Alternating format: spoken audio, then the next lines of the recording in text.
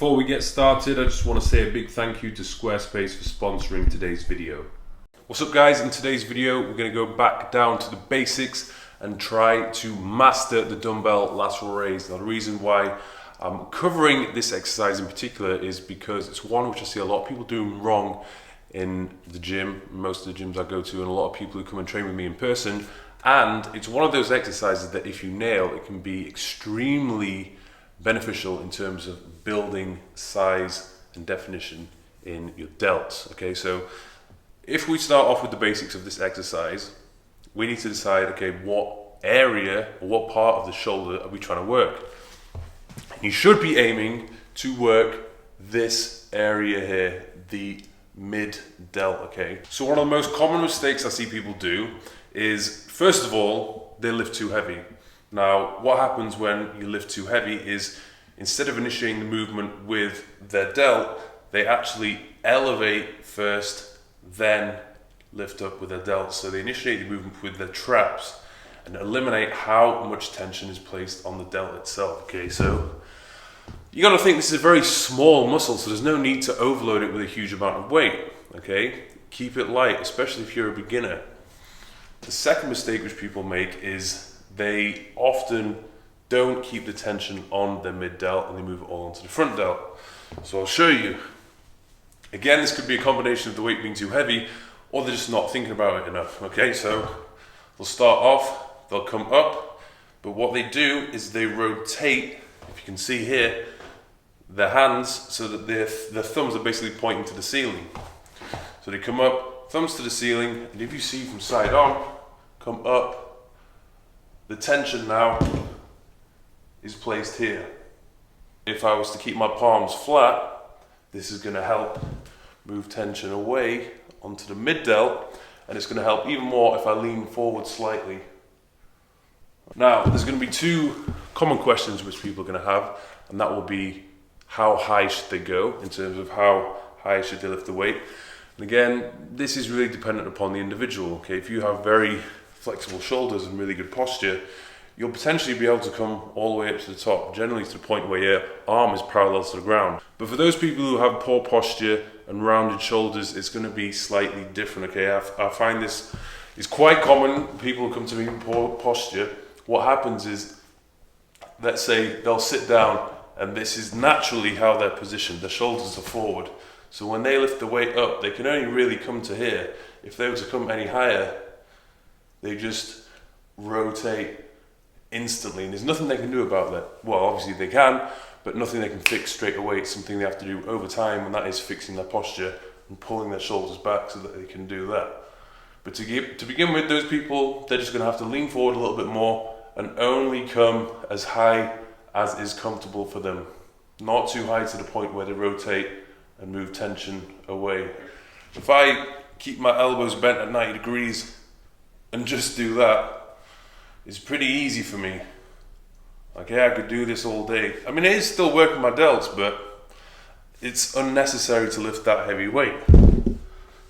If I do it completely straight, as in I'm completely locked out at the elbows, I come up, I feel it more in my traps compared to if I have just a slight bend in my elbows, okay? So I like to keep it very slight. So if you can see there, just a slight bend in the elbow, no locking out. Lock out, I feel like too much trap. Now let me tell you what I am thinking in my head when I'm doing this exercise. In order to keep the tension here, I'm thinking about keeping my shoulders depressed. Okay, so this is elevated, this is depressed. I'm keeping my shoulders pushed down as much as possible. When I lift the weight up, I'm trying to still keep my shoulders pressed down. So I'm thinking about almost, having the intention of scraping the dumbbells along the floor, okay? By doing that, I keep my shoulders down and prevent my shoulders from elevating and over-engaging my traps. The second thing which I'm really thinking about is elevating the weight with my elbows, okay? I'm leading with the elbow. If I think about leading with the hand, as if like, right, okay, I need to pull the weights up using my hands, that's what's going to cause me to rotate at the top because I'm thinking, let me get my hands as high as I possibly can do. And often you'll finish up in this position where your elbows are pointing downwards and your hands are above your elbows. And where's the tension? It's right on your front delt. Now there's a couple of variations of the dumbbell lateral raise which you can do.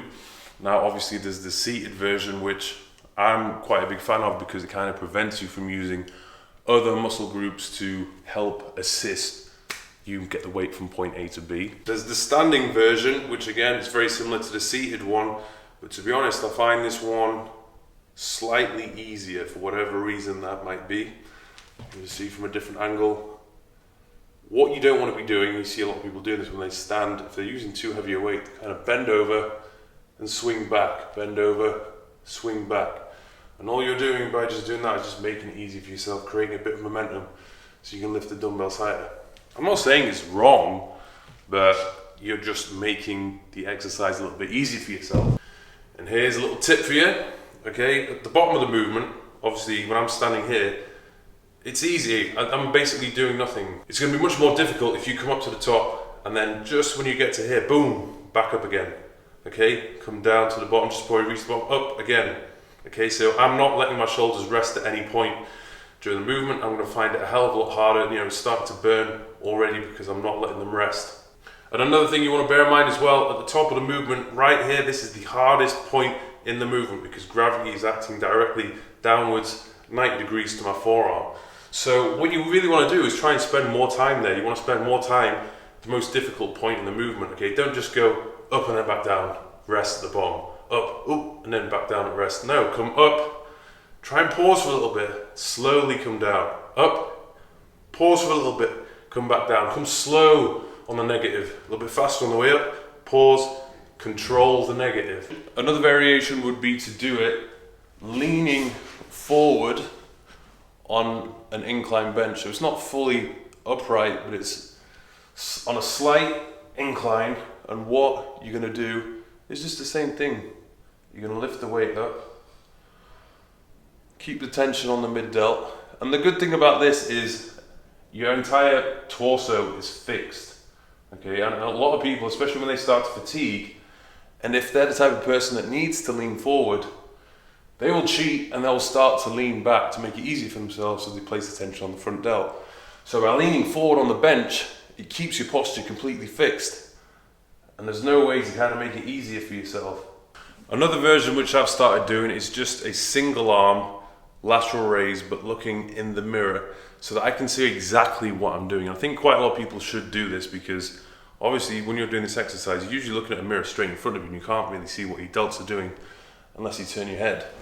However, if you do one arm at a time, so I've got this spare hand wrapped around the bench, I'm going to lean forward slightly, and I'm just going to look in the mirror to see exactly where the tension is being placed. When it comes to training frequency, as in how often can you do lateral raises, or should you do lateral raises in your training program, obviously it completely depends upon the individual, but because of the nature of this exercise, it's generally, assuming you're doing it properly, it's joint friendly, okay? So you can afford to do these 2, maybe even 3 times per week in your training program. The problem with doing overhead pressing to build your shoulders is too much overhead pressing can be a little bit excessive, particularly on your joints, particularly if you're lifting very heavy and if you do it too frequently. So there we go, there's some of the basics of the dumbbell lateral raise. It's a very, very effective exercise when it comes to building your delts, but it's only as effective as the person who implements it, okay? So make sure you have your technique absolutely nailed, okay? There's also very good variations of using cables when it comes to doing lateral raises, but I'm going to cover that in another video. Big shout out to Squarespace for sponsoring today's video. I actually set up my own website using Squarespace around a year ago, and I'm still using that website today. It's easy to use, it's a lot cheaper than getting somebody else to do it for you. I'm in complete control of the way I want it to look. It's very professional looking. I used one of their beautiful templates for my online store, and you don't need to know any code, okay? It's pretty easy to set up, so give it a try. If you're thinking about setting your own website up, check them out. Go to www.squarespace.com/Mike Thurston and get 10% off any order that you place. Thanks for watching. See you in a bit.